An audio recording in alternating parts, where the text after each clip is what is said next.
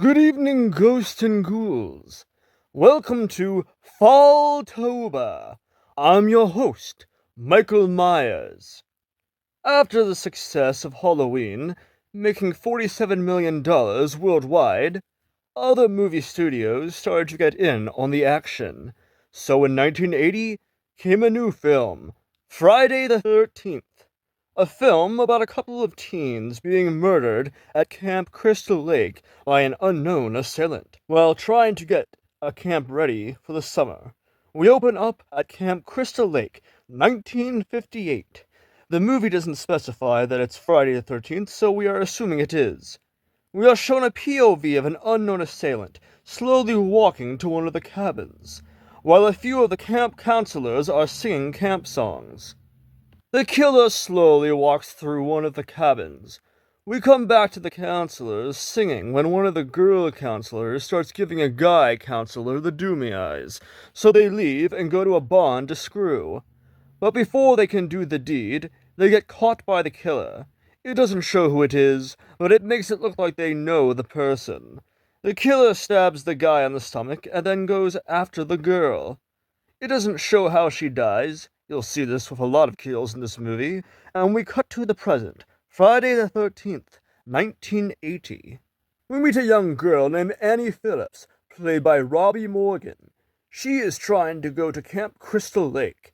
She goes into a diner to ask for directions, but when she tells the people in the diner she is going to Camp Crystal Lake, they all get quiet. She asks if there is a bus, but unfortunately there is no bus, so a truck driver named Enos offers Annie a ride. She runs into Crazy Ralph, who warns her not to go to Camp Crystal Lake, aka Camp Blood, because on account of it's cursed. That darn Ralph, he's so crazy. On the way, Enos warns her about what happened before at the lake and how a kid died in the lake back in the 50s. But she just thinks he's crazy, so he drops her off at a crossroads. A bit later, we cut to three of the main characters driving to Camp Crystal Lake. Marcy Stanler, Ned Rubenstein, and Jack Burrell, played by Kevin Bacon. You don't see him much in this movie. He's mostly here to fill out the movie's body count. They are here to be camp counselors at Camp Crystal Lake. When they get to the camp, they meet two of the main characters, Alice Hardy and Steve Christie. They are busy fixing up a cabin for the summer. A little while later, while Alice is fixing a roof, Steve starts hitting on her. This doesn't lead anywhere, by the way. A little while later, Steve drives off to go do business in town or something. It's not made clear, leaving everyone to fix up the camp. While Brenda is setting up the archery range, Ned scares her when he shoots an arrow at a target, nearly missing her. She gets mad, so she chases him away. One of the many filler scenes in this movie. We come back to Annie getting a ride of someone driving a jeep to Camp Crystal Lake. She starts yapping about how it's her dream to work with kids or something. I guess the driver hates kids because when they get to the camp, they pass it. Annie gets scared, so she jumps out of the jeep and runs into the woods. Really smart move there. Nobody has ever gotten killed in the woods. The driver chases her down, and we get a little chase scene, but the driver catches her and slits her throat. So much blood, jeez. We come back to the counselors setting up the dock on the lake, when Brenda thinks she sees someone spying on them in the woods. But she gets distracted when Ned starts to drown. Brenda saves Ned, but it turns out to be a trick so Ned can kiss Brenda. Yeah, there's a lot of stupid filler scenes in this movie. Specifically the scene when Alice finds a snake in her cabin, and they destroy a bed just to kill it. Apparently they used a real snake for the scene too. Yeah, I'm sure the snake really appreciated that. A little bit later, Officer Dorth shows up to warn them about Crazy Ralph. He leaves, and a few minutes later they meet Ralph when he scares Alice while she is putting some pots away. He's trying to warn them to leave because the camp is cursed or something. He gets on his bike and rides away. A few hours later, when Ned is walking near one of the cabins, he sees someone spying on him from a cabin. So he goes inside to investigate, and he gets killed off-screen. Yeah, there are a lot of off-screen deaths in this movie. After that, Marcy and Jack come to the cabin looking for Ned. They can't find him. And Jack notices the wind changing. Marcy gets worried about Ned, so they try calling for him. But he doesn't show, 'cause he's dead. Jack notices that it's starting to storm, and Marcy starts talking about how she's afraid of storms, and how she had a dream about the rain turning to blood. Foreshadowing, I guess? It starts to storm, and Jack and Marcy go into a cabin to get out of the rain.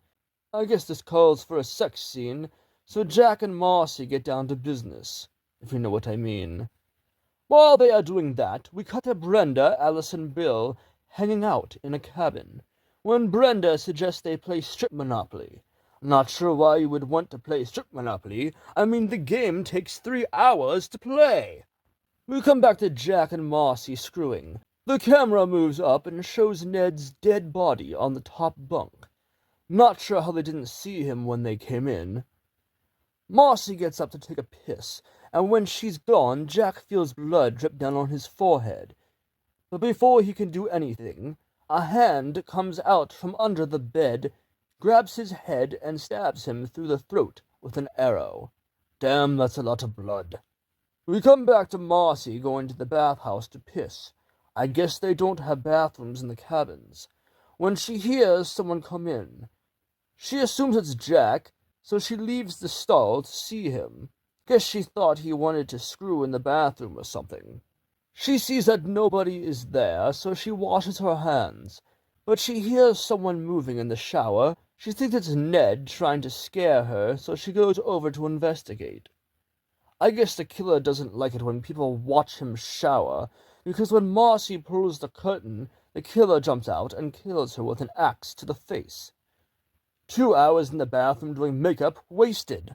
We come back to Brenda, Alice, and Bill playing Strip Monopoly, when the wind blows open the door, scaring them.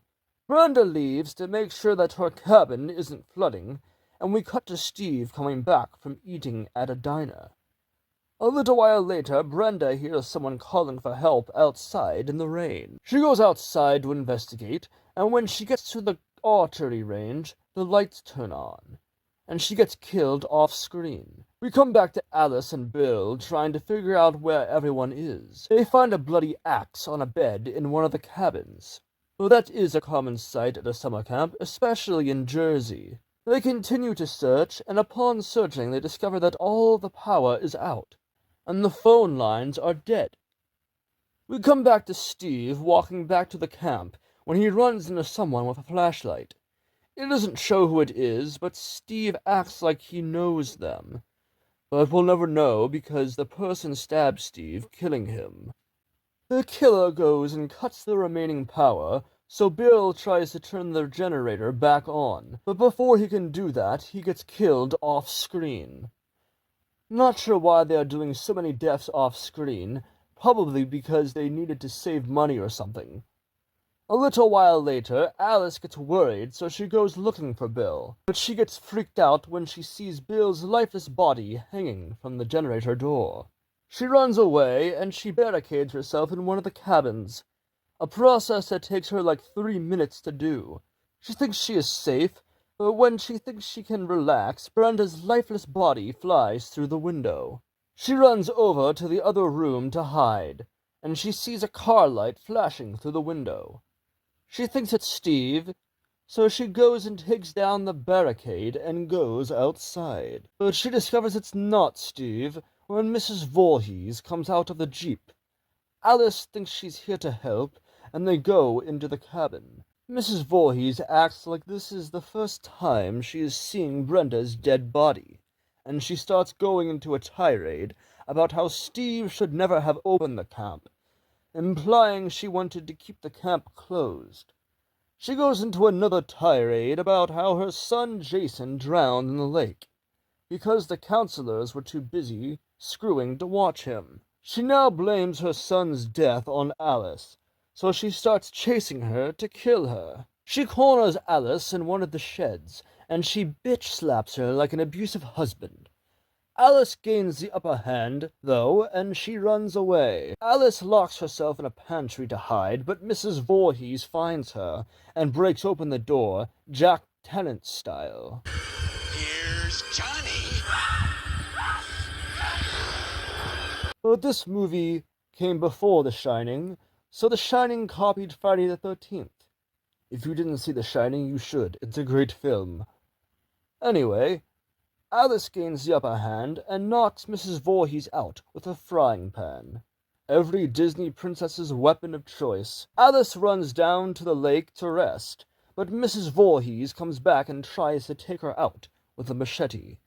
But Alice gains the upper hand when she grabs the machete and cuts Mrs. Voorhees' head clean off, killing her. Alice goes out on the lake with a canoe. She wakes up the next morning, and the cops arrive. She thinks she is safe, but Jason jumps out of the water and pulls her into the lake. She wakes up in the hospital and realizes it's a dream. She asks if anyone saw the boy who pulled her into the lake, but nobody saw him, and she realizes that Jason is still there. Well, that was Friday the 13th. Does it hold up today? I guess. There are some dated cliches, but overall it's a great film. Let me know what you thought in the comments. Happy Falltober!